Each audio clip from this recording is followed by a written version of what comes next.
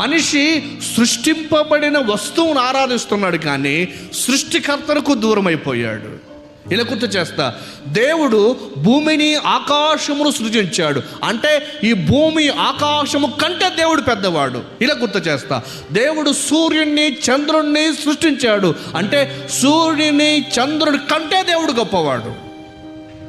మనమేమనుకుంటాం, కొన్ని సందర్భంలో భూమి అందరిని మోస్తుంది కాబట్టి భూమి గొప్పది అనుకుంటా. నేను ఇలా గుర్తు చేస్తాను, భూమి గొప్పదైతే భూమి కంటే చాలా గొప్పది సూర్యుడు అనుకో. భూమి కంటే చాలా గొప్పది సూర్యుడు.